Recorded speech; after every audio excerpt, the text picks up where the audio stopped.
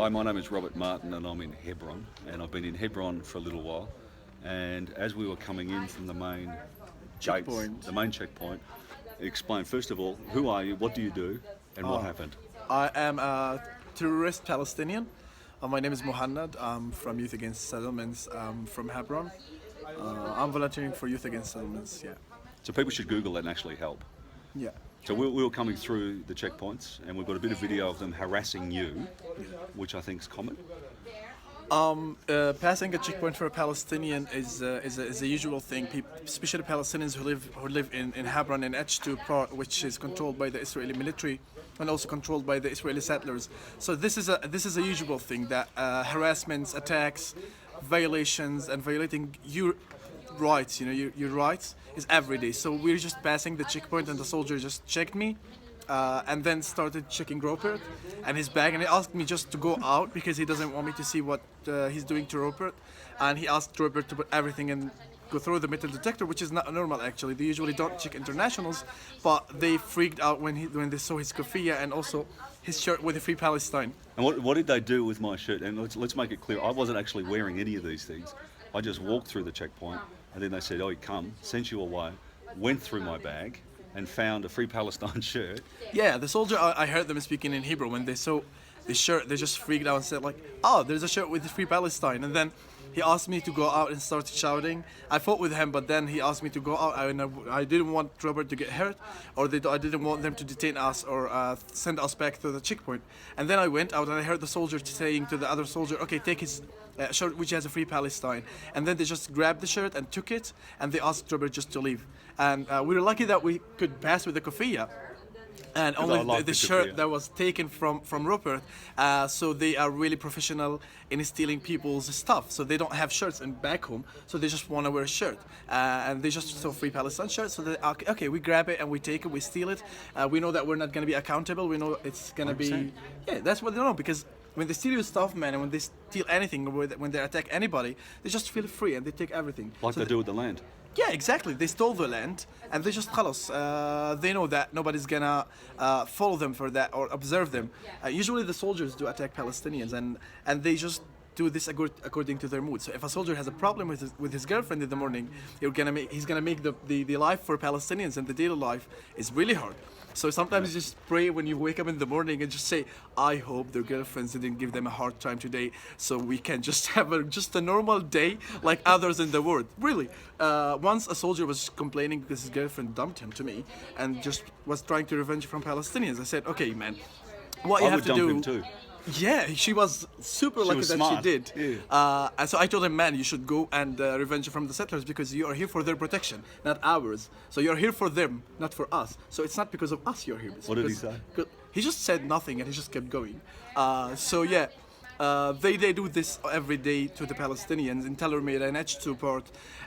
The usual harassments from physical attacks or verbally harassing Palestinians, detaining Palestinians, making it hard for Palestinians. So when you just want to pass with anything through the checkpoint, you'll need to carry everything on your shoulder because Palestinians are not allowed to drive in H2 areas of Hebron, which is considered as 20% of the city of Hebron. It's disgusting. Yeah, and there are like in 1 kilometer we're talking about 20 checkpoints. So when any Palestinian, for example, me personally, if I'm going down from my house, going to just grab a bottle of water to drink, 2 minutes by walk or 3 minutes, I need to get past 2 checkpoints. One of them is called Shvela and the other one is called Shoter, according to the military names or the names of the checkpoints according to the military in Hebron, the Israeli occupation military.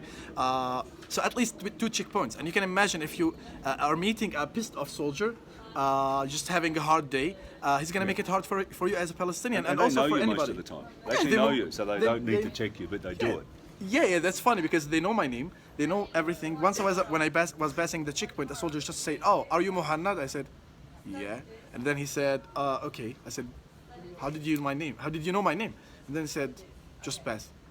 So they know us by name. They know us we pass Yeah. from the checkpoint time. every single moment we need to go out of our houses, and the soldiers know us. So if you're talking about security, if you check someone and then you know this person and you know that it's his ID and everything and he's registered on the checkpoint. Also, I'm against registering people on checkpoints because people who live in this area actually cannot have any visitor to their houses. They cannot have ambulances. They can have nothing. So when you come and pass, and after 30 minutes, the soldier asks you again for your ID. It's humiliation. It's all it is humiliating. in It's a power. humiliating. It's just for humiliating Palestinians. They don't want us to keep living here. They just want to kick everybody out, and that's fine. Everything is done, and then they want to help the settlers. And they do that on a regular basis too, don't they? Yeah, they do that. They help the settlers. Like we're talking about almost a week ago. They just came and attacked all the neighborhoods around because one of the settlers' kids was hurt. So they used collective punishment. And what did you hear on the speaker?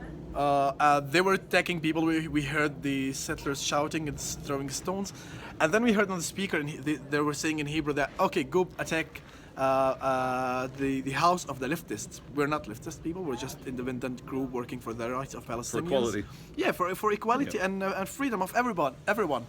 So we knew that they're talking about us. So they came running towards here, and then we went out to face them because we didn't want them to reach the house, because if they reach the house, they have guns. Then we'll need to hide, and then they can do And whatever they do they have want. guns. They do have guns. Yeah. The settlers are free to do whatever they want.